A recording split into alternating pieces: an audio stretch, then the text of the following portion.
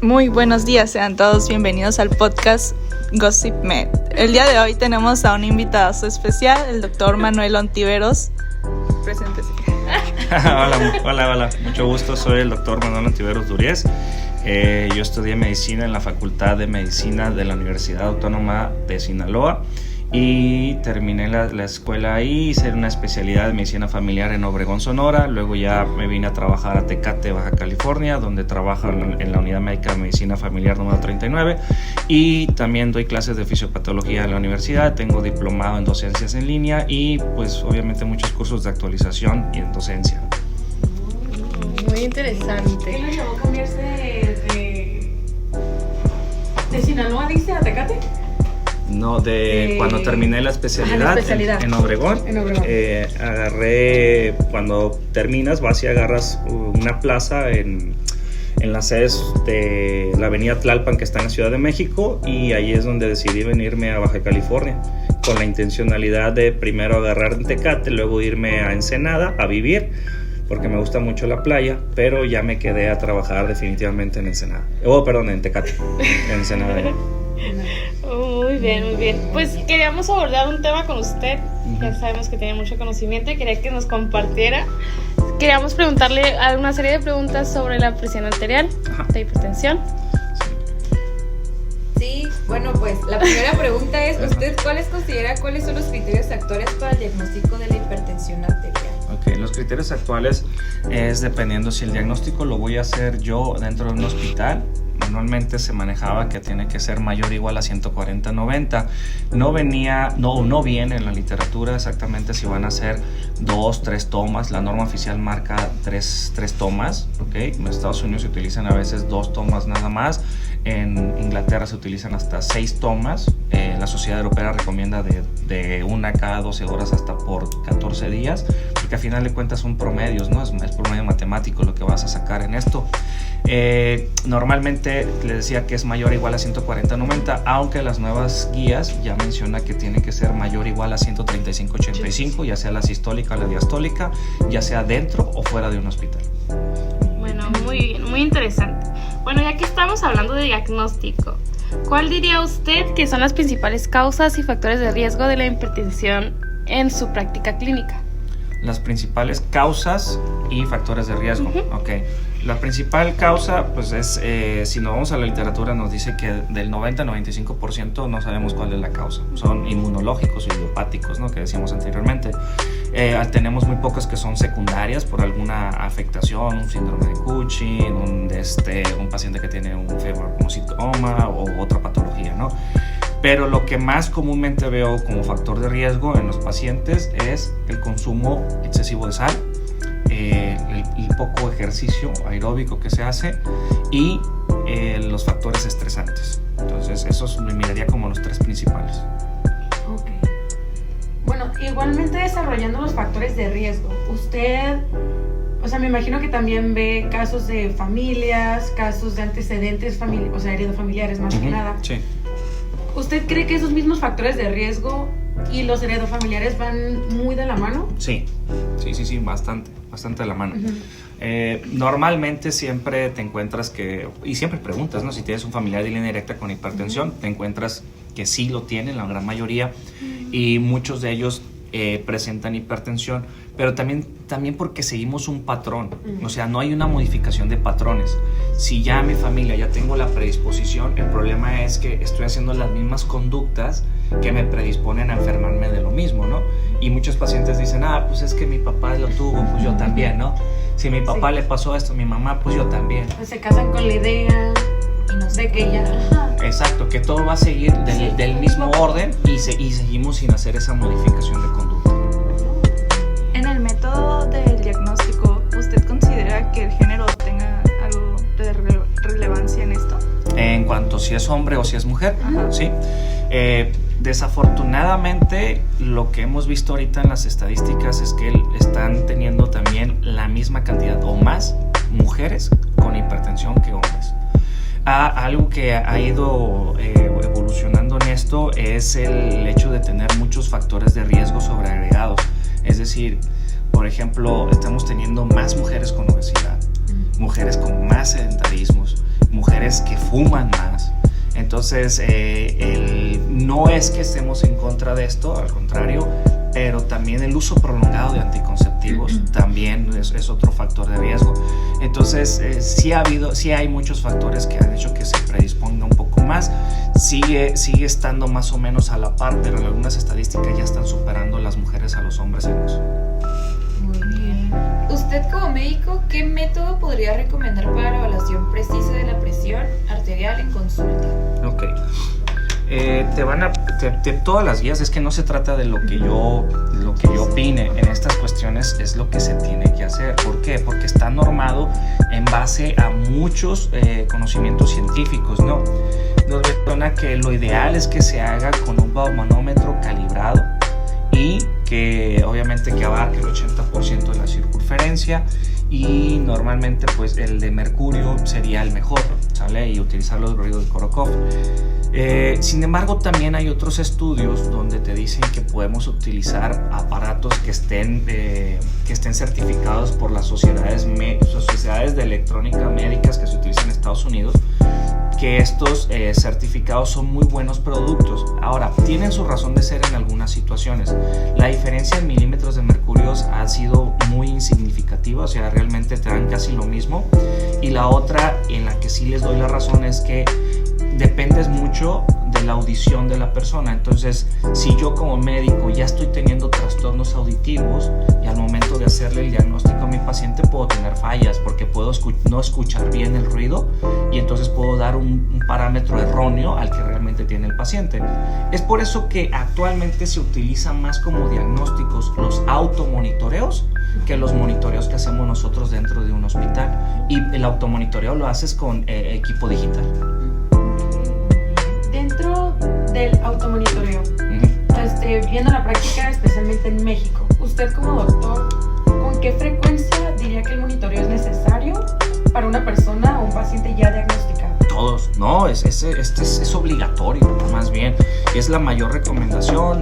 A todos los pacientes se les pide que se haga un automonitoreo. Es lo que más recomiendan las guías, tanto nacionales como las americanas y como las europeas.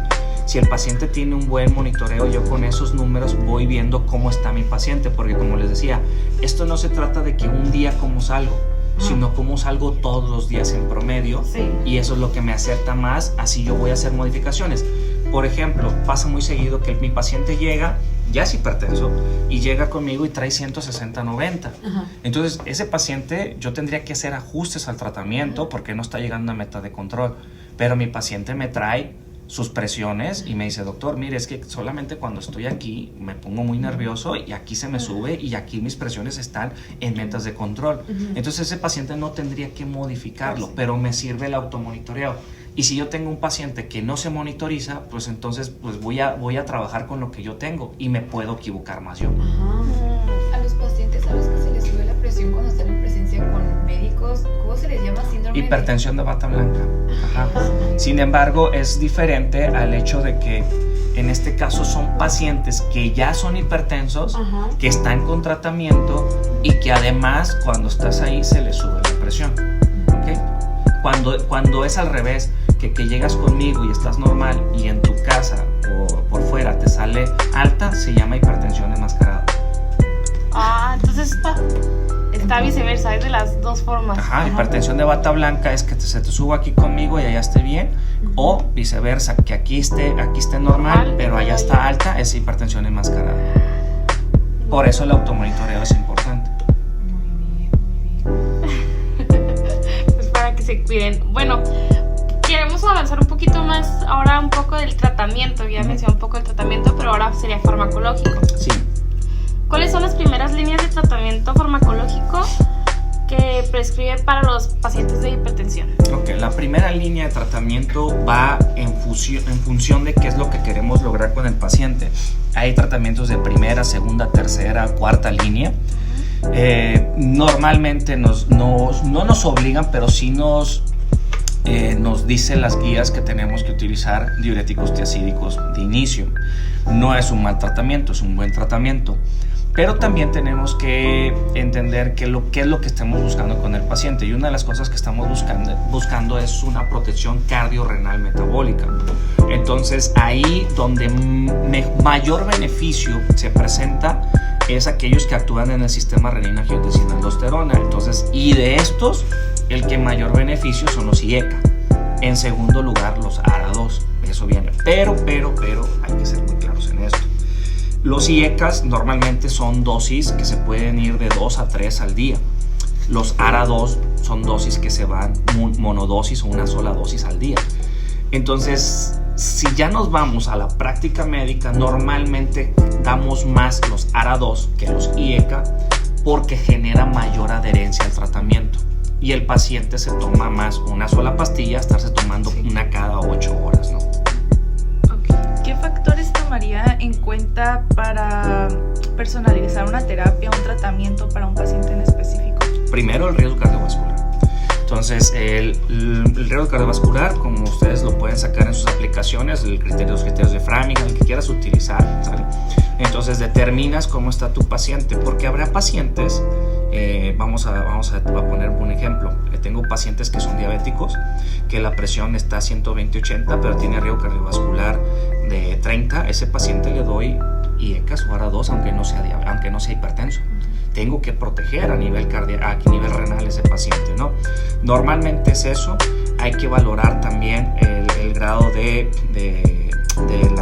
la presión arterial, es decir, la clasificación que yo le haga, ya sea por el John Committee National o por la Sociedad Europea, determina que no he llegado a metas de control, entonces le ajusto el tratamiento al paciente, ¿no? Pero normalmente es valorar el riesgo cardiovascular del paciente y si estoy llegando o no estoy llegando a la meta de control de mi paciente, que cada día son más restrictivas, ¿eh?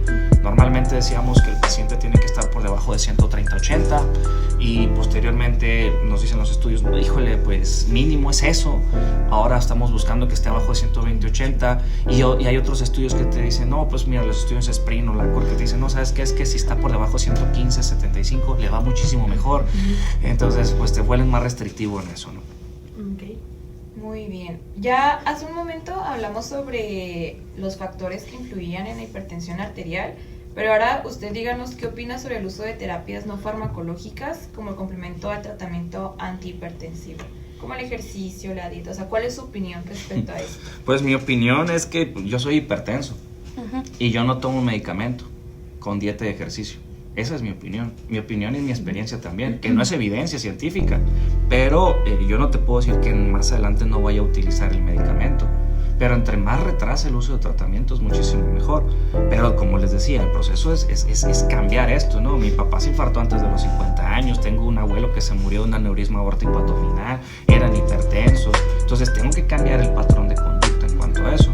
Entonces, ¿de qué sirve? Sirve el momento de que tú hagas modificaciones de estilo de vida, el llevar una dieta muy baja en sal, el ejercicio aeróbico, el controlar el estrés, si ocupas terapia psicológica, acudir a terapia psicológica, claro que sí. De hecho, todas las guías te dicen, y en cualquier enfermedad crónica degenerativa, que el paciente haga primero lo que tiene que hacer y si no le alcanza, el medicamento, pero no al revés, y empezamos al revés siempre. Primero el medicamento, después la plática para que modifique, y eso ha sido, ¿por qué? Porque el paciente no ha modificado. Tampoco les puedo echar la culpa a los médicos, sino porque el paciente, por más que le dices, no modifica, y tú tienes que hacer tu chamba, y en este caso es pues darle el tratamiento farmacológico. Estás como un paso siempre más adelante porque ya sabes un poco cómo manejar este tipo de pacientes que no son muy adheridos a los ejercicios, a la dieta u otras cosas. Por eso es como que se empieza farmacológicamente primero, ¿no? Se empieza farmacológicamente por el riesgo, por la presión que tiene el paciente. Tú lo indicas, cierto. Que poca experiencia, pues más bien pocos pacientes me ha tocado en estos, pero sí me ha tocado pacientes que yo inicio tratamiento y que al rato viene y dice, doctor, ya no me puedo tomar el medicamento porque me da hipotensión, porque el paciente modificó. Me pasa también con diabetes. Doctor, ¿sabe que me tomo esta pastilla y ya me da hipoglucemia? Sí, pero porque ya modificó el paciente. Entonces hago reducción de dosis o quito dosis y el paciente lo tengo bajo vigilancia nada más, no farmacológica, con puro tratamiento no farmacológico, y ya el paciente lo voy monitorizando nada más. De esos, tengo muy poquitos. Poquitos, Entonces, es raro.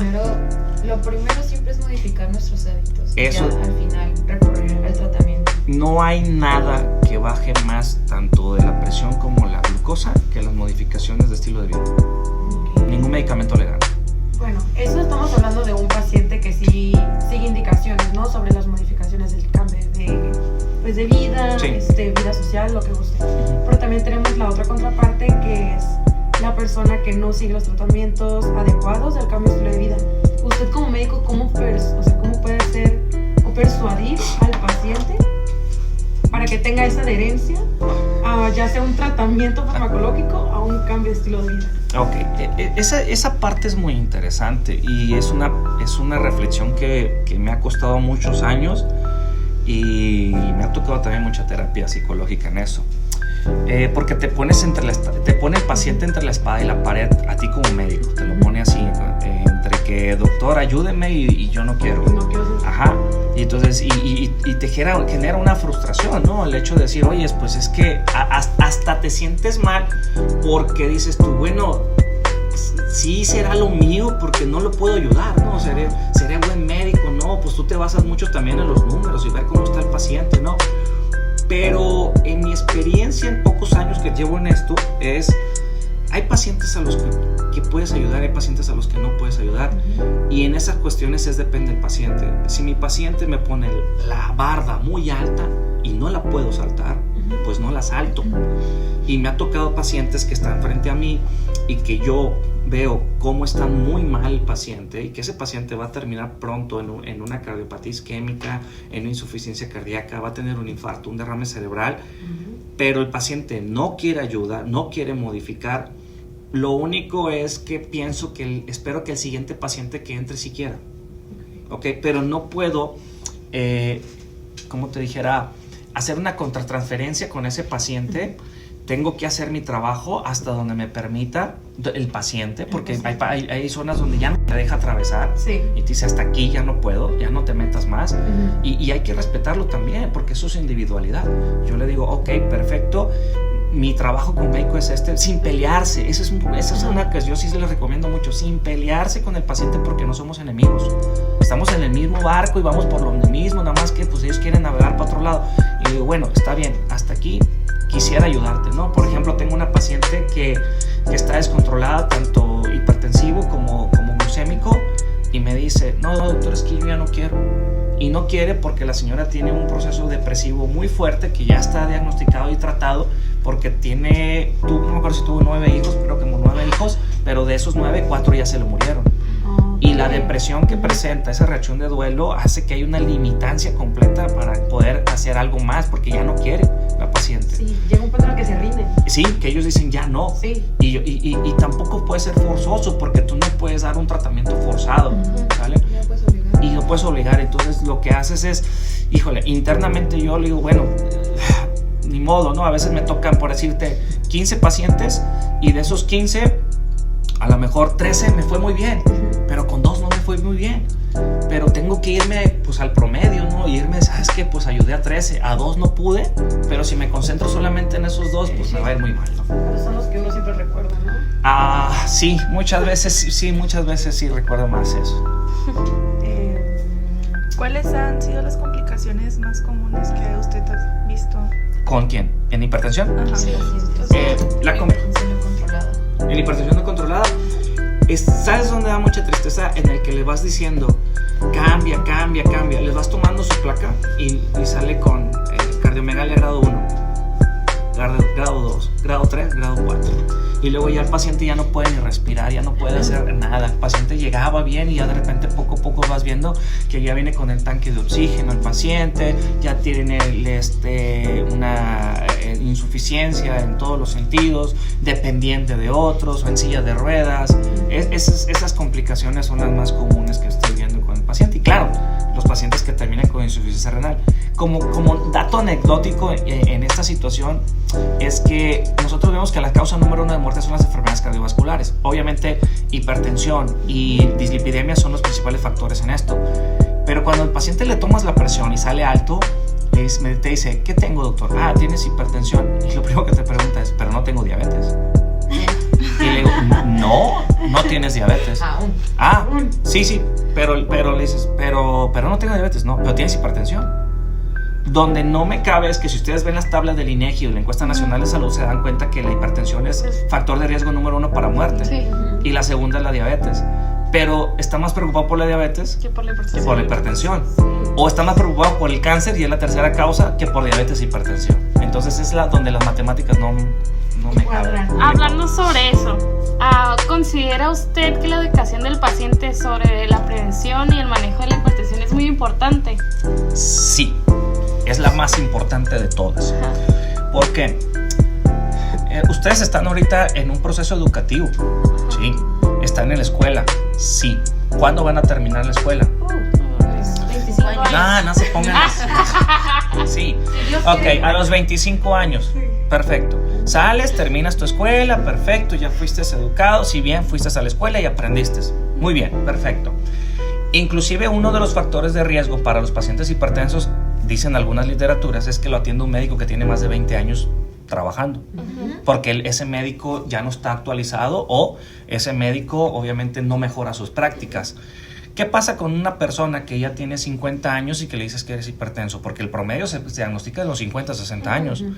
Y que le dices que tiene que cambiar, y que los 50 años que lleva de vida haciendo esto no está correcto. No va a querer cambiar. Pues entonces, ¿cómo lo tienes que hacer? Con un proceso educativo. Con un proceso educativo y con mucha paciencia. Generando ahí, yo ahorita que trabajo en lo de CADIMS, me ha ido muy bien, y te puedo presumir, me ha ido muy bien, pero tengo que tener mucha paciencia porque se aplica mucho la andropedagogía. Es la manera de enseñar al adulto, que es diferente a un niño. Sí. Y entonces los vas educando gradualmente, y ellos mismos te dicen, bueno, es que si a mí me hubieras dicho esto, yo hubiera hecho esto, pero el paciente no está educado. Le dices de golpe, tienes esto y haz esto. Y dice él, ¿pero por qué? ¿Por qué? ¿Estás bien? ¿Pero Hasta ahorita, por qué? ¿Hasta ahorita me dio? Pues si así, a mí me educaron así durante 50 años y ahora tú me dices que haga otra cosa, Pues no, Incluso se puede ir a la defensiva, siente que ¿no? estás evadiendo también. Claro, y entonces tiene que entrar en toda una escuelita nueva que le tengo que enseñar el por qué tiene que modificar. Claro, la educación es el principal tratamiento. ¿Y cuáles son las recomendaciones claves que daría para los oyentes en cuestión de cambios de estilo de vida? Lo mismo que le digo a los pacientes, tres cosas sencillas. 1, dieta baja en sal, ¿okay? 2, ejercicio aeróbico. Y 3, la más difícil de todas, control de estrés. Ay, no. Güey, ya ven, pues, ustedes me contestaron como pacientes. Uy, luego se lo dice un oficinista, ¿no? Uy. Pues, Doctor, pídame otra cosa. Dejo la coca si quieres. No me pida que no me estrese. Tres. Así es. Entonces, si tú ahorita estás con un sistema nervioso parasimpático, entonces, ¿por qué lo tienes que activar? Actívalo en su momento, es de huida, de acción. Pero no, todo el tiempo están con el sistema simpático a todo lo que da. Y ahí está la adrenalina secretándose a todo. A todo lo que da. Hace un momento comentamos sobre el monitoreo constante y frecuente. ¿Usted cuál consideraría o cuál diría que serían los beneficios, pero también las limitaciones del monitoreo ambulatorio? El tipo de producto que utilices, se recomienda más el de brazalete que el de muñeca. La calidad del producto, porque obviamente son, pues imagínate, para nosotros a veces decir, oye, cómprese uno para tomarse la presión, y lo he escuchado, perdón lo que voy a decir ahí, pero lo he escuchado que dice, pues señora, tiene que invertir, oye, pero a comprar un aparato de 800,000 pesos equivale a todo lo que gana el paciente en una semana. Entonces no es tan fácil que puedan adquirir esos productos en algunas personas, y obviamente el hecho de que si se las toman a lo mejor no están calibrados, o a veces que me traen de sus empresas que le toman la presión y muchas veces no se las están tomando con los criterios necesarios del descanso, reposo, para poder saber cómo tiene la presión el paciente, ¿no? Una de las cosas que nos va a ayudar mucho, yo tengo fe en esto y por eso hay que tener mucho en cuenta la tecnología, el uso de estos aparatos, ¿sale?, digitales que podemos tener en nuestros monitores, y cada vez están haciendo más precisos. Y entonces ya agarras tu reloj, te lo colocas y te hacen, hay unos que tienen ya trazos electrocardiográficos y otros que te están midiendo saturación, frecuencia cardíaca e inclusive la presión arterial, ¿no? Entonces todos esos monitoreos van a ser muy buenos digitalizados donde te va una fuente de datos, y que muchas veces hay otras aplicaciones que ya le mandan la información a tu médico para que él ya tenga los promedios de presión. Muy bien. Bueno, Entonces, ¿usted consideraría que en México, desgraciadamente, la educación, pero también el nivel económico, sí influye bastante en las personas que padecen esta enfermedad? Sí, no nomás en esta enfermedad, en todas las enfermedades siempre los niveles educativos y la adquisición económica también siempre va a afectar.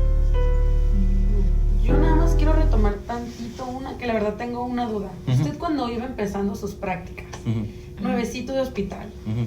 ¿no tuvo un caso en específico en el que tuvo que luchar o batallar donde para su trabajo, donde termina como su labor como médico y se pelea como con su labor como persona, como de quiero ayudarlo, como ese conflicto de moral laboral? En la hipertensión. Ajá, con algún paciente que diga, es que si no lo haces, Ahí te quedas. ajá, Ajá. puede escalar. Nunca he tenido ese conflicto de aquí es donde termina mi forma moral como persona y empieza la forma laboral en la que tengo que parar. Como ese conflicto moral laboral. Sinceramente, no recuerdo haber tenido un pleito con algún paciente directamente. Digo, te puedo presumir que no tengo ni una queja. Y trabajo en el Seguro Social, así que ya es mucho decir. Entonces, hasta ahorita no tengo ni una queja por escrito, ya que me la hayan presentado o algo. Pero, y que yo recuerde, sí recuerdo que por mi poca experiencia, mi ignorancia, pude haber tenido a lo mejor no las palabras adecuadas, eso sí me arrepiento más, las palabras adecuadas, la manera de llegar al paciente, o el hecho de no haber dado el mejor tratamiento. Eso sí me acuerdo más, pero el hecho de que yo me haya conflictuado algo, no. Sí. Inclusive te puedo presumir que me hablaban a veces mis compañeros para que fuera a hablar con otros pacientes para ver si los podía ayudar un poquito más o a persuadirlos. Nunca he sido muy conflictivo con el paciente, sino más comprensivo con ellos. Entonces, ¿se le da bien la comunicación médico-paciente? Sí, digamos que eso se los debo, bueno, va a quedar grabado ahí, pero eso se los debo, y independientemente de la religión de ustedes, es que como fui seminarista, entonces nos educaban de esa manera, ¿no? Escucha a las personas, atiéndelos, pues dales, más que nada, entender toda la dinámica familiar que tienen, ¿no? Ser empático. Más empáticos con ellos. Entonces, a veces sí yo notaba un proceso más agresivo, más de muchos compañeros, y decía, no, pues es que, pues no. Y respetar hay muchas cosas que son por usos y costumbres. Y no te puedes meter más de eso. O sea, al final de cuentas dices tú, bueno, hasta aquí no puedo más, y aunque no estoy de acuerdo, pero tengo que respetarlos, ¿no? Buscabas violencia, ¿no? Sí. Dije, no, hizo todo lo posible, persiguió al paciente, tomes esto, por favor. Hablar con los familiares. No recuerdo. Siempre respeto como esa línea laboral de pues, si ya no quiere, hasta aquí quedó mi labor como médico. Sí, no, una vez me despertaron a las 3 de la mañana, 2:30, 3 de la mañana. La doctora Yasmín es una anestesióloga, estamos en la residencia. Yo estaba en gineco y me dice, oye, Manuel, ¿me puedes ayudar con esta paciente? Lo que pasa es que es de esta religión, no acepta que le pongan sangre. Y yo le digo, y pues no la vas a cambiar de religión a las 2 de la mañana. Le digo, pero es que no quiere, tú la tienes que operar. Le digo, opérala, y si no te firma no hay ningún problema. La vas a operar, ya cuando termine, y si llegas a ocupar sangre la vas a tener que poner. Lo mismo le pasó a su hermano, le digo, porque yo la pasé, ahí tienes el expediente donde lo operaron a corazón abierto y ocupó sangre y lo tuvieron que poner. Y no pasó absolutamente nada, y aunque te demande, no va a pasar nada, porque en este caso cuenta mucho el riesgo-beneficio y tú tienes que hacer tu trabajo, ¿no? Independientemente de eso, si la paciente dice, no quiero, pues el problema es que tú no lo puedes dejar morir. Para eso hay una, se me olvidó ahorita el nombre, cómo se llama, pero tiene sus lineamientos y que tiene que estar firmado por un notario público, donde es una enfermedad que tiene menos de 6 meses de pronóstico de vida y haces todo el protocolo. Pero mientras sea eso, pues no. Entonces digo, una de las cosas que debemos de hacer es leer bien todas las cosas, saberse bien todo el sistema, todo lo administrativo, y ya te da más tranquilidad para decir, bueno, ¿qué tengo que hacer y cómo tengo que actuar? ¿No? Para no meterte tantas broncas legales y no estar induciendo en el paciente. Lo mismo me pasó a mí, que de repente me dijeron, no, doctor, es que hay que operar a su abuelo. Y yo dije, no lo van a operar. Y hubo un residente que yo estaba apenas en el servicio social y, no, pero es que lo vas a dejar morir, y empezó a decirme muchas cosas. Y en eso entró un médico de base, se lo llevó y habló conmigo. Y ahí vas aprendiendo con diferentes situaciones, que hay que respetar las situaciones. Y yo estaba respetando la voluntad de mi abuelo. Entonces, como en mí quedó de que yo decidiera, pues decidí lo que él me había dicho que hiciera. Pues bueno, yo creo que eso sería todas las preguntas, la información que necesitábamos. Muchísimas gracias, doctor Ontiveros, por compartir todo este conocimiento, toda esta pequeña platiquita que pudimos gozar. Su tiempo. Pues muy informativo el episodio, la verdad. Muy a gusto. Espero que no se haya sentido incómodo en algún momento con nosotros. No, para nada, al contrario. Y pues nada más agradecerle a ustedes y a todos nuestros oyentes que nos están escuchando en este momento. Prepárense para el siguiente episodio. No se olviden darle like, compartir y pues nos vemos la próxima. Ay, Muchas gracias. coman frutas y verduras.